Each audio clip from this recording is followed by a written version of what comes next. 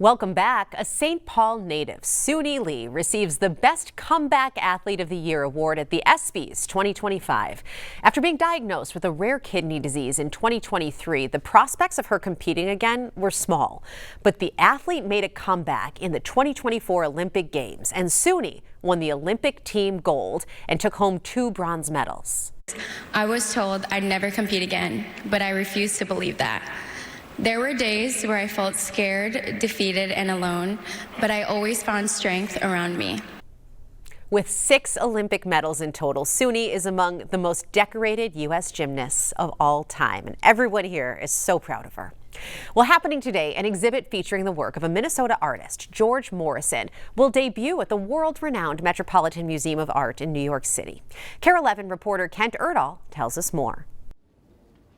The work of artist George Morrison has quietly shaped the Twin Cities landscape for decades. When I was a kid, I always marveled at the feather design on the side of the American Indian Center over on Franklin Avenue. And when I started teaching at the University of Minnesota, I liked to visit his wood collage over here in the law school. It's here for everybody to enjoy. Professor Brenda Child recently became director of the U of M's new George Morrison Center for Indigenous Arts, which celebrates his work. This is very beautiful. And his impact on the indigenous art landscape. I like to bring students here because they see different things. They see his famous horizon line when they look at it. That horizon line not only runs through most of Morrison's career-defining work, it also inspired it. I get that from my childhood. That's how you would say. Breond Morrison. Yes, I get that from my childhood. Says his father's work was shaped by this landscape,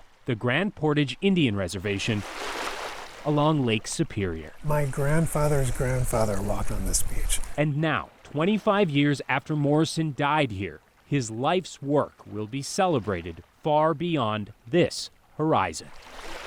I just like to tell people that there's an Ojibwe artist with a big show in New York City. In the magical city, George Morrison's New York, the Met shines an international spotlight on Morrison's time away from Minnesota, attending the city's Art Students League and his abstract expressionist works that propelled the movement through the 1940s, 50s, and beyond. He was established. He had over 40 one-man shows by the time I was born in 1961. He painted with artists like William de Kooning, Jackson Pollock, Franz Klein, and we've seen exhibits that he did in New York with those artists. But Robert Snell, co-owner of Revere Auctions in St. Paul, has never seen Morrison's work more appreciated than it is right now. He has finally kind of gotten his due. Every single time we have a work by George Morrison, we get inquiries about it from all over the world. And much of it can be found in museums right here. The Met's curator spent years working with the Minnesota Museum of American Art in St. Paul, which contributed 12 pieces and is still home to the biggest collection of Morrison's work. We have to kind of realize and appreciate in Minnesota that he's not just a local guy who's done well, but he is in fact a leader in those art movements. To be an artist, you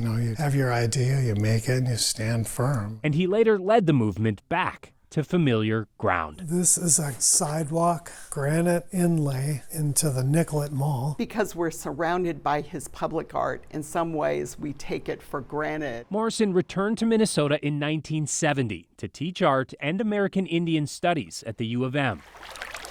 And a few years later, he built a cabin and studio back on the reservation. I live with my dad's paintings all around me. To reconnect with the horizon that started it all. These are unfinished works that I found, even though it's unfinished. I love it.